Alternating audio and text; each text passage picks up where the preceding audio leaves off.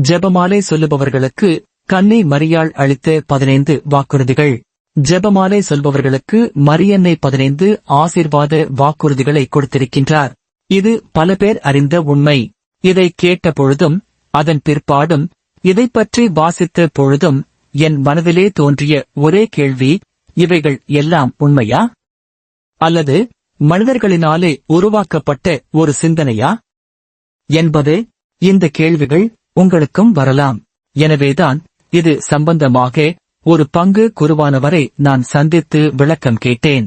அவர் இந்த 15 வாக்குறுதிகளுக்கும் விளக்கம் கொடுத்திருந்தார். இந்த 15 வாக்குறுதிகளும் மரியன்னைக்கு ஜெபமாலை சொல்லுபவர்களுக்கு நிச்சயமாக கிடைக்கும் என்று தெரிவித்தார்.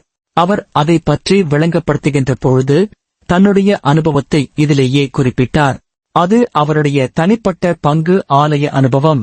அவர் ஆலயத்தில் பங்கு தந்தையாக இருந்த பொழுது அவருக்கு ஏற்பட்ட அந்த அனுபவம் அவரை மென்மேலும் ஜெபமாலை சொல்ல வேண்டும் என்று தூண்டியது. அப்படி என்ன அனுபவத்தை தான் அவர் என்னோடு பகிர்ந்து கொண்டார் என்று நான் உங்களுக்கு இப்பொழுது சொல்லுகின்றேன். இதை கேட்ட பிற்பாடு நீங்கள் தொடர்ந்தும் மரியன்னுடைய 15 ஆசீர்வாத வாக்குறுதிகளை கேட்கலாம். இவற்றை கேட்கும்போது மரியன்னை எவ்வளவு அன்பும் கரிசனையும் கொண்டவர் என்றும் அவர் பரலோக பூலோக அரசி என்பதும் எங்களுடைய ஆன்மா மட்டில் அளவுக்கு அதிகமான அக்கறை கொண்டு அதை மீட்டுக் கொள்வார் என்பதும் புரியும். இப்பொழுது அந்த குருவானவர் என்ன சொன்னார் என்று உங்களுக்கு நான் சொல்லுகின்றேன். அவர் ஒரு பங்கின் பங்கு தந்தையாக இருந்தார். அது ஒரு வெள்ளிக்கிழமை. வெள்ளிக்கிழமைகளில் நோயாளர்களுக்கு வீடு வீடாக நற்கருணை கொண்டு போய் வழங்குவது இந்த குருவானருடைய வேலை. ஏறத்தாழ 30 நோயாளர்களுக்கு நற்கருணை வழங்க வேண்டும். அவர் நடந்து சென்று இவர்களுக்கு நற்கருணையை வழங்கி செபித்துவிட்டு மீண்டும் ஆலய பணிமனைக்கு வரும்போது 4 மணித்தியாலமாவது எடுக்கும். அப்படி ஒரு வெள்ளிக்கிழமை நற்கருணையை நோயாளர்களுக்கு கொடுத்துவிட்டு 4 மணி நேரம் கடந்து பங்கு பணிமனைக்கு வருகின்ற பொழுது பல பேர் அவருக்காக காத்திருந்தார்கள். அவர்களுடைய தேவைகள் எல்லாவற்றையும் நிறைவு செய்தார். கடைசியாக 2 அவரை சந்திக்க வந்தார்கள். அவர்கள் 2 இஸ்லாம் மதத்தை சேர்ந்தவர்கள் அல்லது முஸ்லிம்கள். பங்குத்தந்தைக்கு இது ஆச்சரியமாக இருந்தது. அவர்கள் முஸ்லிம் மதத்தவர்கள் மாத்திரமல்ல, அவர்கள் கையிலே ஒரு கத்தோலிக்க குடும்ப புத்தகமும் இருந்தது. அந்த குடும்ப புத்தகம் அதே பங்கு ஆலயத்தை சேர்ந்தது. அது மாத்திரம் இல்லாமல் அது பழமை வாய்ந்த புத்தகமாகவும் ஆங்காங்கே கிழிந்தும் காணப்பட்டது. அங்கே வந்த 2 பங்குத்தந்தையிடம் பங்கு புத்தகத்தை கொடுத்துவிட்டு அந்த புத்தகத்தில் இருக்கின்ற ஒரு பெண்மணியின் பெயரைச் சொல்லி அந்த பெண்மணி இறந்துவிட்டார் என்றும் அவரை நல்லடக்கம் செய்ய வரவேண்டும் என்றும் அவர்கள் பங்கு குருவானவரை அழைத்தார்கள். இந்த பங்கு தந்தைக்கு இந்த செய்தி அபூர்வமாக இருந்தது. அதேபோல ஆச்சரியத்திற்கு மேல் ஆச்சரியமாகவும் இருந்தது. 2 இஸ்லாம் மதத்தவர்கள் ஒரு கத்தோலிக்க வயது முதிர்ந்த பெண்மணியை அடக்கம் செய்ய, அதுவும் கத்தோலிக்க முறைப்படி அடக்கம் செய்ய கேட்டு வந்திருக்கின்றார்கள் என்பதுதான் அந்த ஆச்சரியத்துக்குரிய காரணம். பங்குத்தந்தை மேலும் விசாரணையை தொடர்ந்தபோது அவர்களின் கருத்து இவ்வாறு அமைந்தது. இந்த பங்கு ஆலயத்தைச் சேர்ந்த பெண்மணி ஏறத்தாழ 20 வருடங்களுக்கு முன்பாகவே தங்களுடைய வீட்டில் வேலை செய்வதற்காக வந்து சேர்ந்தார் என்றும் அதன் பிற்பாடு அவர் 20 வருடங்களாக தங்களுடைய வீட்டில் வேலை செய்து கடைசியில் இறந்தார் என்றும் தெரிவித்தார்கள்.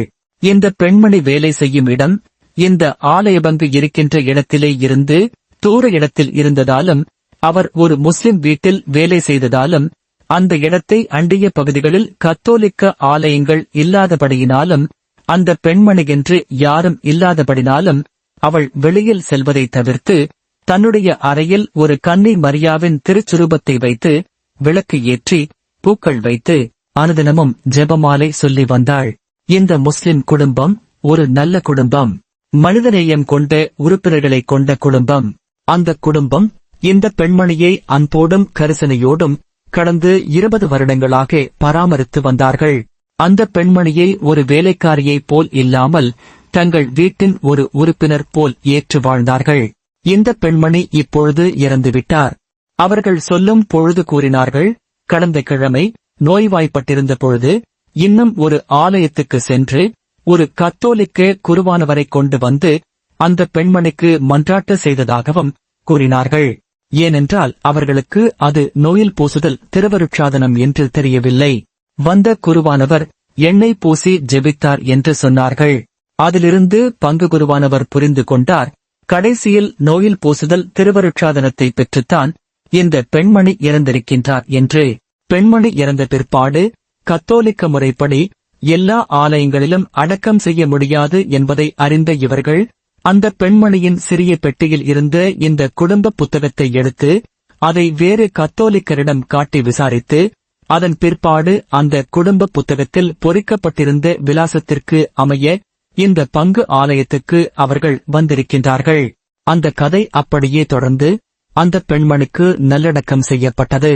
அப்பொழுது அந்த பங்கு தந்தை கூறினார், சேமக்காலையில் அடக்கம் செய்யும் பொழுது முஸ்லிம் பெண்கள் கூட அங்கே வந்திருந்தார்கள். அவர்களும் அந்த உடலை மண்ணுக்குள் புதைத்த பிற்பாடு மெழுகுவத்திகள் கொளுத்தி அதன் மேல் நட்டுவிட்டு பூக்கள் வைத்து சென்றார்கள் என்று கூறினார். இந்த நிகழ்வு தன்னுடைய வாழ்க்கையை மாற்றியிருந்து என்று அந்த குருவானவர் கூறினார்.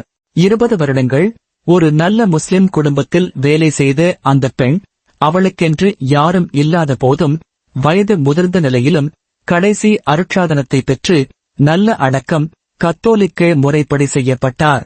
அந்த நல்ல முஸ்லிம் குடும்பம் அந்த பெண்மணியின் கடைசி நேரத்தில் இவற்றையெல்லாம் செய்தது. உண்மையிலேயே அவர்கள் போற்றப்பட வேண்டியவர்கள். இவற்றையெல்லாம் இவர்கள் மூலமாக செய்வித்தது நம்முடைய அன்புக்குரிய பரலோக அன்னை. அதை எப்படி சொல்லுவது? 20 வருடங்கள் தனி அறையில் தனிமையாக ஜெபமாலை சொல்லி வயது முதிர்ந்த நிலையில் இறந்த அந்த பெண்மணியின் எல்லா தேவைகளையும் மனிதர்களை வைத்தே நம்முடைய தேவ அன்னை செய்து முடித்தார். இதுதான் மரியன்னையின் ஆசீர்வாத வாக்குத்தத்தம். இதுதான் ஜெபமாலையின் மகத்துவம். இந்த கதையை நான் கேட்ட பிற்பாடு இதை நான் பல பேரோடு பகிர்ந்து கொண்டிருக்கின்றேன். நானும் ஒவ்வொரு நாளும் ஜெபமாலை சொல்ல வேண்டும் என்றும் மரியன்னையின் மேல் தனிப்பட்ட அன்பும் பக்தியும் வைக்க வேண்டும் என்றும் எனக்கு தோன்றியது. எனவேதான் இந்த 15 ஆசீர்வாத வாக்குறுதிகளை உங்களோடு நானும் பகிர்ந்து கொள்கின்றேன். பிரசங்கத்தாரின் அமைப்பு ஆர்டர் ஆஃப் பிரச்சேர்ஸ் அல்லது டொமினிக்கன் சபை வழியில் ஒரு பாரம்பரிய நம்பிக்கையாக கருதப்படும் 15 ப்ரோமிசஸ் அல்லது 15 வாக்குறுதிகள் என்பது விசுவாசத்துடன் ஜெபமாலை ஜெபிப்பவர்களுக்கு பரிசுத்த கன்னி மரியாள் வழங்கிய 15 ஆசீர்வாத வாக்குறுதிகளாகும். இந்த வாக்குறுதிகள் புனித டொமினிக் டி குஸ்மான் மற்றும் ஆசான் அலன்ஸ்டிரு ஆகியோருக்கு கிடைத்த தனிப்பட்ட வெளிப்பாட்டின் மூலம் அறியப்பட்டதாக கூறப்படுகிறது. இந்த 15 வாக்குறுதிகள் அவசரங்களில் பாதுகாப்பு முதல் பரலோகத்தில் மகிமையின் உயர்ந்த நிலையை பெறுதல் வரை பல ஆன்மீக அனுகிரகங்களை சுட்டிக்காட்டுகின்றன. டொமினிக்கன் பாரம்பரியத்தின்படி அலனஸ்டீரு 15 வாக்குறுதிகளை எழுதியுள்ளார். அவை பரிசுத்த ஜெபமாலையை பக்தியுடன் ஜெபிப்பவர்களுக்கு கன்னி மரியாள் அளித்ததாக கூறப்படுகிறது. ஜெபமாலையின் உருவாக்கத்தில் புனித டொமினிக்கின் பங்கைச் சொல்லும் பாரம்பரியத்தைப் போலவே இந்த 15 வாக்குறுதிகளும் முதலாக 15ஆம் நூற்றாண்டில் ஆவணப்படுத்தப்பட்டன. இவை அலனஸ்டீருப்பினால் பரவலாக பிரபலப்படுத்தப்பட்டன.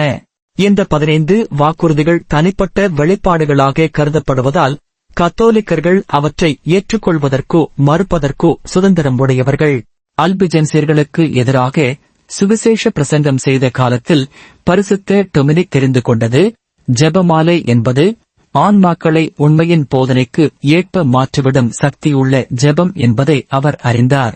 பலர் ஜெபமாலையை பக்தியுடன் ஜெபிப்பது தங்களுக்கு உடல், மனம், ஆத்ம குணப்படுத்தலையும் நீண்ட நாள் பிரார்த்தனை எண்ணங்கள் நிறைவேறுதலையும் தந்ததாக சாட்சியமளித்துள்ளனர். பரிசுத்த திருத்தந்தை 2ஆம் ஜான் போல் அவர்கள் கூறும்போது மிக உயர்ந்த தியான ஜெபம் ஜெபமாலை என்று கூறினார். ஜெபமாலையின் பயன்கள் 15ஆம் நூற்றாண்டின் டொமினிக்கன் துறவியால் அழகாக விளக்கப்பட்டுள்ளன. அந்த பாரம்பரியத்தின்படி பரிசுத்த கன்னி மரியாள் தனிப்பட்ட வெளிப்பாட்டின் மூலம் ஜெபமாலையை பக்தியுடன் ஜெபிப்பவர்களுக்கு கீழ்காணும் 15 வாக்குறுதிகளை அளித்ததாக கூறப்படுகிறது. இவை பரிசுத்த கன்னி மரியாளின் ஜெபமாலையை ஜெபிக்கும் உங்களுக்கு ஆவிக்குரிய உற்சாகமாக இருக்கும் என நம்புகிறோம். ஜெபமாலை சொல்லுபவர்களுக்கு கன்னி மரியாள் அளித்த 15 வாக்குறுதிகள். 1. ஜெபமாலையை உண்மையாக ஜெபிப்பவர்கள் விசேஷமான அருள்களை பெறுவார்கள். 2. ஜெபமாலை ஜெபிப்போருக்கு நான் விசேஷமான பாதுகாப்பையும் மிகுந்த அருள்களையும் அளிப்பேன். 3. நரகத்தின் சக்திகளுக்கு எதிரான வலிமையான ஆயுதம் ஜெபமாலை. அது பாவத்தை அழிக்கும், தீய பழக்கங்களை ஒழிக்கும், தப்பறைகளை இல்லாமல் செய்யும். 4. ஜெபமாலை ஜெபம் நற்செயல்கள் வளர வழிவகுக்கும், தேவனின் கருணையை ஆன்மாக்கள் பெறும். 5. ஜெபமாலையை ஜெபித்து என்னிடம் தம்மை ஒப்படைக்கும் ஆன்மா அழிவதில்லை. 6. ஜெபமாலையை பக்தியுடன் ஜெபித்து தியானிக்கும் மக்கள் துன்பத்தால் வெல்லப்பட மாட்டார்கள், நீதியான கடவுள் அவர்களை அநியாயமாக தண்டிப்பதில்லை. 7. ஜெபமாலைக்கு உண்மையான பக்தி உள்ளவர்கள் திருச்சபையின் அருட்சாதனங்களை பெறாமல் மரணமடையுமார்கள்.